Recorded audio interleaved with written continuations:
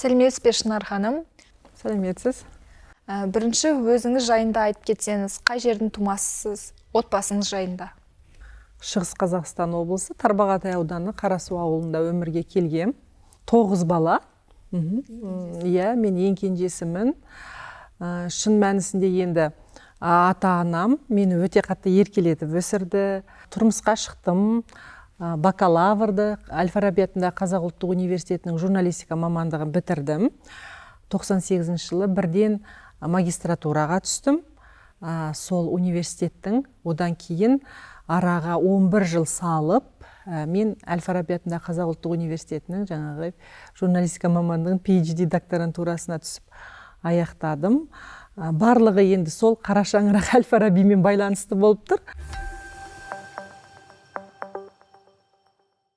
Журналистика саласына мен жайдан-жай келген жоқпын.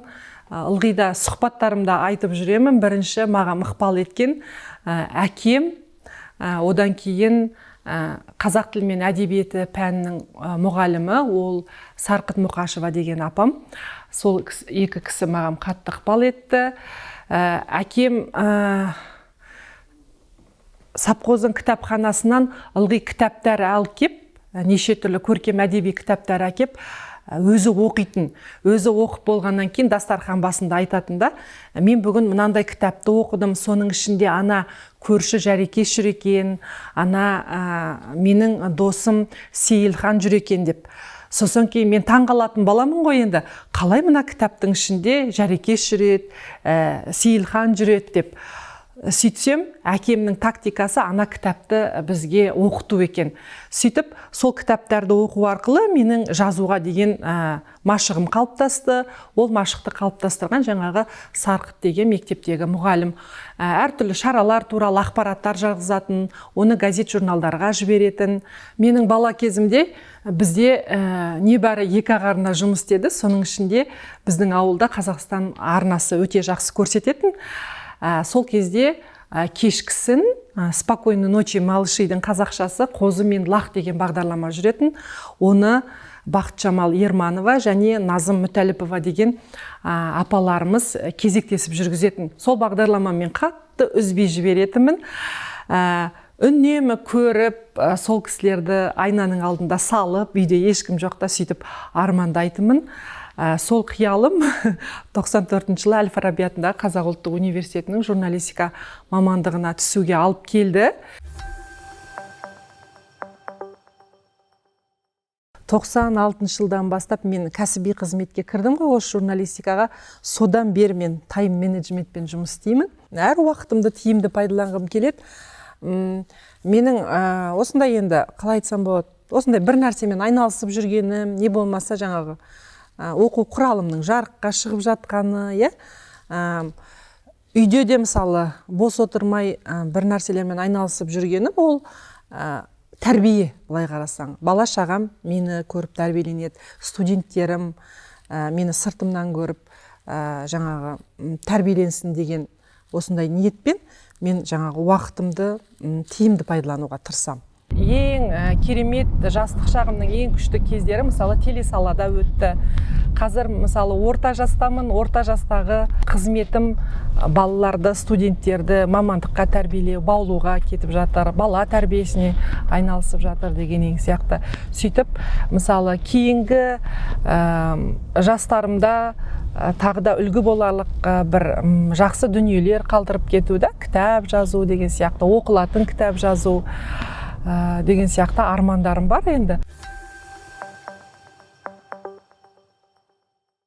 Енді міне көріп тұрғандарыңыздай, менің ең бірінші тәжірибем осы телестудияда басталды. Ылғи айтып жүрем, мен 31-ші арнаның информбюро ақпараттық бағдарламасында тележүргізуші, тілші болып қызмет атқардым. Ол 95-ші жыл, яғни мен ол кезде 2-ші курста оқимын. Осындай кішкене ғана шағын студия бір бұрышында бірнеше камерамен жұмыс істеп, солай алғашқы еңбек тәжірибемді бастаған едім. Маған студия әрқашанда ыстық, мен камераны сондай қатты жақсы көремін, камераның алдында жұмыс істегенді өте жақсы көрем. менің өмірім қызметім барлығы осы әлі күнге дейін осы камерамен байланысты. Енді мына студияда небір оқиғаларды бастан өткердім. Жаңағы суфлермен шатасу ең басында, одан кейін бірнеше камерамен жұмыс істеген кезде қай камераға қарау керектігін білмей, біраз шатасып, жаңағы басшылардан сөз естіген кездерім көп болды. Бірақ та оның барлығы уақыт өте келе тәжірибемен жинақталады екен. Кейін таңғы бағдарламаларда жұмыс істедім, продюсер, ол жерде де шеф-редактор қызметін атқардым. Таңшолпан бағдарламасында таңғы сағат 5-тен эфирге барып, 3 сағат бойы тікелей эфирде қызмет істедік. Мені мүмкін информбюрода қызмет жасайтын адамдарым әлі күнге дейін білетін шығар. Мен эфир бітет, эфирден кейін мен ылғи үнемі записті сұрап алатынмын. Одан кейін режиссер маған мұрсатын, сізге запись неге керек осы деп. Қалай жүргіздім, эфирдегі жест, мимикам қалай болды, менің бүгінгі ақпаратты жеткізу стилім қалай болды, киімім қалай болды, соның барлығын мен өзімше қарап, келесі шығарылымда ол қателікті жібермеуге тырысатынмын. Осы ұстаздық жолыңызда көп студенттер тәрбиеледіңіз. Есіңізде қалған студенттер бар ма? Студенттермен өткізген қызықты шақтарыңызды айтып берсеңіз. Менде мынандай қызық оқиға болды, әлі есімнен кетпейді. Бір студентім болды, осыдан бір 4-5 жыл бітіріп кеткен. Тележурналистика сабағында мен оның дайындап келген өнімін, контентін әбден жамандаған болуым керек. Мен ойлаған жоқпын, ол баланың оны бірнеше күн түсіріп, бірнеше күн монтаж жасап, ол жұмысы маған мүлде ұнаған жоқ. Сосын ол бала қатты ашуланды да үстелді бір қойып, боқтап шығып кетті мені аудиториядан.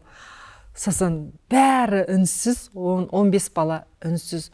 Ойбай, мынау неге оқытушыны боқтады? Бәрі ойлады менен, жыла қалады ба, я болмаса онымен барып ұрсат деген сияқты бір реакцияны күтті. Бірақ мен үндеген жоқпын, сабағымды жүргізе бердім. Бірақ енді жаман болып қалдым, іштей, бірақ білдірген жоқпын.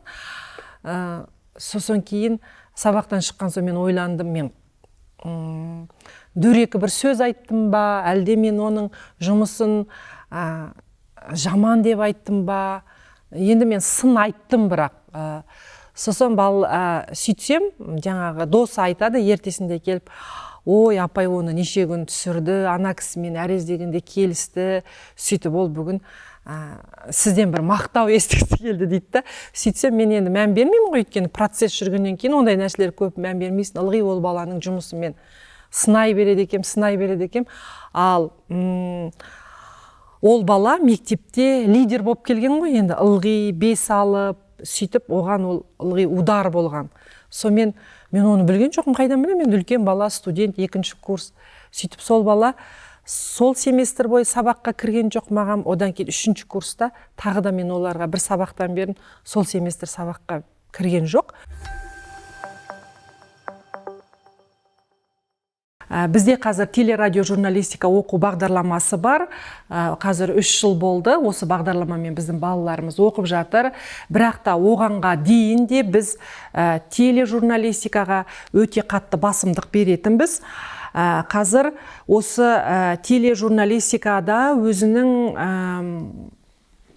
көрсетіп, өзінің қолтаңбасын қалдырып жүрген әрине IT-дің студенттері, шәкірттеріміз бар. Бірінші кезекте мен Ардақ Камалды айтатын едім. 31-ші арнаның информбюро ақпараттық бағдарламасында жұмыс істейді. Қазір Америкада оқып жатыр. Одан кейін Алматы телеарнасының тілшілері Жанар Ғаниқызы, Сымбат Ноғай, сол қыздарымызды айтар едік.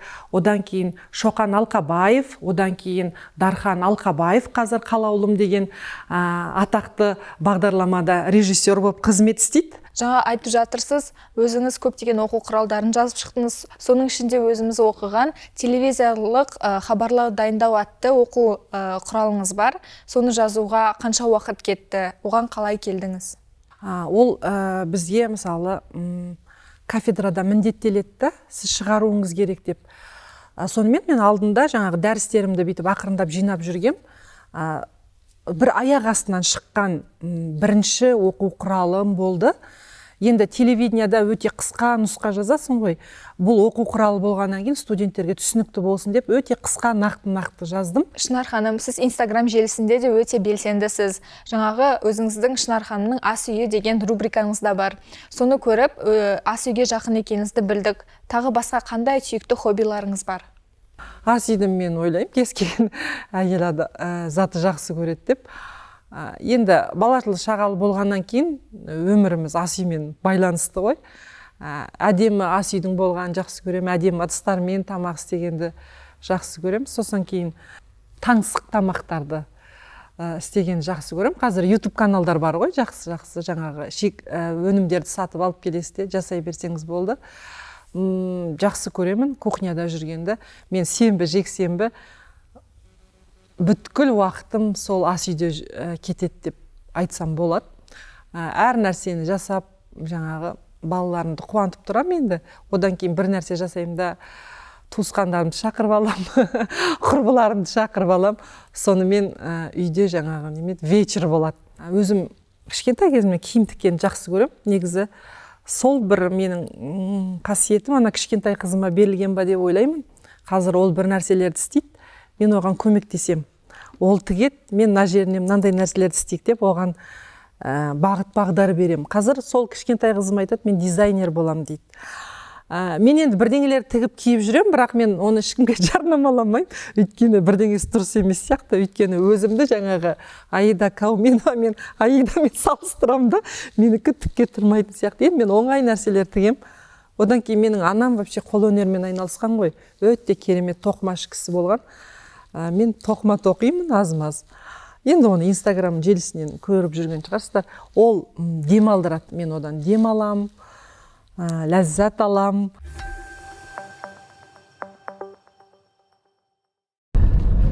Көлікті енді мен 28 ба 29 жасымнан бастап жүргіземін.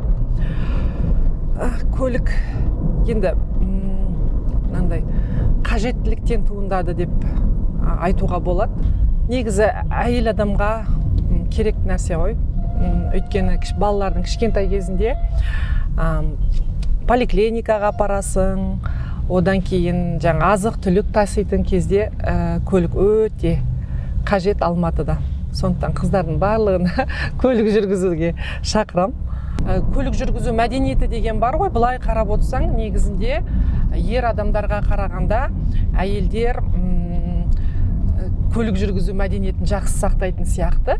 Енді біздің ер азаматтарымыз жол беріп, сөйтіп жатады, неде, көшеде. Оған кей кезде риза болып жатам, кей кезде жаңағы ұрысып жатады, бірдеңені енді бұзып қоясың ғой. Алматыда жол жүру ережесін 100% орындаймын деген ол өтірік.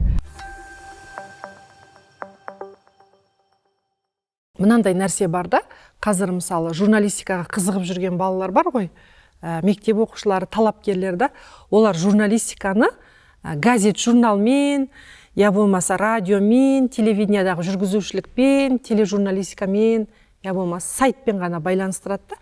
Егер шын мәнісінде журналистиканың ішіне кірсеңіз, тармағы көп қой, өзіңізді сол тармақтың бірінен таба аласыз да, ол SMM ба, ол дата ма, ол моушнмен айналысасыз ба, сіз режиссер боласыз ба, продюсер боласыз ба. Мен айтамын да, бір әмбебап мамандық иесі, сондықтан да журналистиканы бір үлкен бір сала ретінде қарау керек бірінші. Содан өзіңнің тармағыңды табуың керек, сол тармақ бойынша өзің дамытуың керек. Одан кейін екінші нәрсе, журналистикада үнемі ізденіс болу керек. Шығармашылық. Енді қазір журналистикада шығармашылық негізі азайып барады, технология басым болып барады. Сондықтан да үшінші нәрсе, қандай инновация кіріп жатыр журналистикаға, біз соны тез меңгеріп, үлгеріп, қолданып үлгеруіміз керек. Сонда біз жаңағы BBC, CNN-нің журналистеріндей жұмыс істей аламыз. Өмірлік ұстанымыңыз қандай? Шаршамау, одан кейін мына трендтен қалмау. Шынар ханым, өте керемет әңгіме болды, тұжырымды ойлар болды. Сұхбатыңызға рахмет.